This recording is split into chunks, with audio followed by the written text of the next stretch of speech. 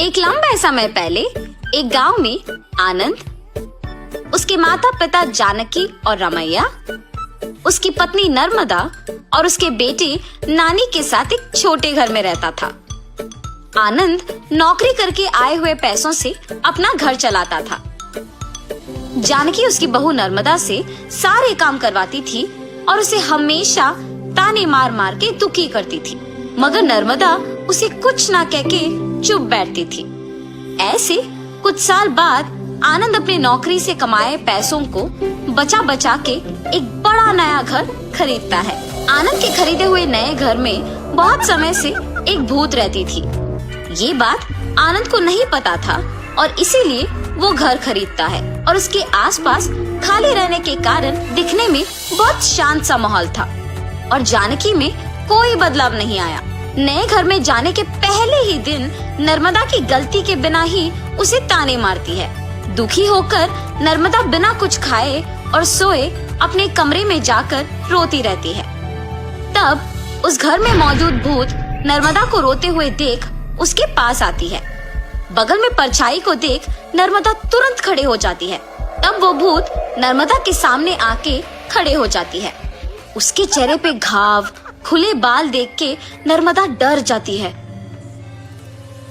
बाप रे, भूत भूत! डरो मत, मैं तुम्हें कुछ नहीं करूंगी। तुम हमारे घर में क्यों आए हो? तुम लोग ही मेरे घर आए। ये तुम्हारा घर है? हाँ, ये मेरा घर है। इसी में मैं मर गई। मेरे मरने के बाद ही तुम लोग यहाँ आए। ऐसे कह के अचानक नर्मदा में घुस जाती है। हा हा हा, ऐसे हंसते हुए सो जाती है। सुबह उठ के जब जानकी देखती है कि सारा काम वैसे का वैसे ही रह गया, तब नर्मदा नर्मदा बहुत बार बुलाने के बावजूद जब वो नहीं आती है तो जानकी ही उसके पास जाती है। हाँ, तुम अब तक उठी नहीं? नर्मदा नर्मदा उठो! जानकी पास आके बुलाने पर नर्मदा जाग उठती है। उसकी आंखें बहुत लाल और डरावना दिखने के बावजूद जानकी उस पर ज्यादा ध्यान नहीं देती है। उठ गई? जाओ, जाके सारा काम करके चाय बना के लाओ। मेरे ही सामने जोर से बात करके मुझे काम करने के लिए कह रही हो? ये कह के उसका हाथ जोर से पकड़ लेती है। नहीं, तुम कुछ मत करो। आज से सारा काम मैं ही करूंगी, मुझे छोड़ दो। जाओ, जाके सारा काम करो। ठीक है, ठीक है। ऐसे कह के जल्दी से सारे काम खत्म करती है। ये क्या सच में मेरी बहू है?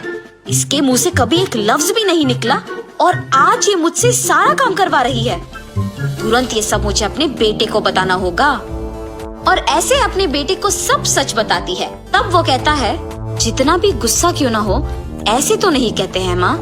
आप अगर उससे अच्छे से पेश आएंगे तो वो भी अच्छा ही रहेगी। उसके बारे में क्या मुझे नहीं पता? उसके बेटे का ऐसे बात करने पर जानकी कुछ नहीं कहती है और अपनी बहू से डरने के कारण वो सारे काम खुद ही करती है। नर्मदा, नए घर खरीदने की खुशी में मैं अपने कुछ दोस्तों को घर बुला रहा हूँ। सारे चीजों का तुम्हें ही ध्यान रखना होगा। ऐसे बोल के चला जाता है। नर्मदा कुछ बात किए बिना खड़े रहती है। उसके बगल में खड़े जानकी के पास जाके वो कहती है, तुम्हारे बेटे की बातें सुनी है ना तुमने? सारी तैयारी तुम्हें ही करना होगा। ऐसे जोर से कहती है। अगले दिन आनंद दोपहर को अपने दोस्तों को घर ले आता है। नर्मदा, तुमने सारी तैयारी कर ली ना? हाँ जी। और ऐसे सबको खाना परोसती है और सभी हंसते हुए बातें करते रहते हैं। सभी व्यंजन स्वादिष्ट है भाभी जी। हाँ, मेरी पत्नी के हाथों में जादू है। आनंद, तुम्हारा घर भी बहुत खूबसूरत है यार। चारों ओर खाली और शांत है।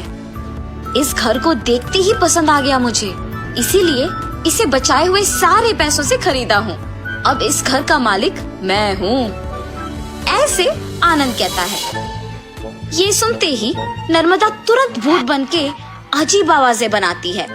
उसका सिर नीचे झुका रहता है और अजीब आवाजें आने के कारण सभी उसी को देखते हैं। नर्मदा, क्या हुआ तुम्हें? नर्मदा अचानक अपना सिर ऊपर करती है और क्या इस घर का मालिक तुम हो? मैं हूँ इस घर की मालकिन। ऐसे उसे घूरने पर आनंद अचानक हवा में ऊपर उड़ने लगता है। नहीं, ये तुम्हारा ही घर है, मुझे छोड़ दो। ऐसे कहने पर आनंद को नीचे छोड़ देती है। ये सब देख के घर के सारे मेहमान भूत भूत कह के वहाँ से भाग जाते हैं। नर्मदा जैसे उसे कुछ पता नहीं है अपने कमरे में जाके सो जाती है। आनंद, कम से कम अब मेरी बातों का यकीन करोगे तुम? तुम्हारी पत्नी में भूत घुसी है, भूत। देखो आज उसने क्या कर दिया। हाँ माँ, अब हम क्या करें? एक मांत्रिक को बुलवाना ही पड़ेगा। हाँ ठीक है माँ, कल उसी के पास जाएंगे। और ऐसे जब सब बैठे हुए थे, नर्मदा आती है और सभी डर जाते हैं। तब उन्हें देख कहती है, क्यों सब मुझे देख के डर रहे हैं? क्या हुआ तुम सबको? कुछ नहीं। अब आप तो कुछ भी कर सकते हो ना। क्या करना है मुझे? मैं जो बोलूँगा तुम नहीं कर पाओगी। मैं नहीं कर पाऊंगी? पहले बोलो। अच्छा, क्या तुम इस बोतल के अंदर घुस के वापस बाहर आ सकती हो? इतना ही, और मैं ये नहीं कर पाऊंगी? देखो, ऐसे बिना कुछ सोचे समझे नर्मदा में घुसी आत्मा अचानक उस बोतल में घुस जाती है और तुरंत जानकी उस बोतल का ढक्कन बंद कर देती है। भूत को मैंने इस बोतल के अंदर बंद किया है।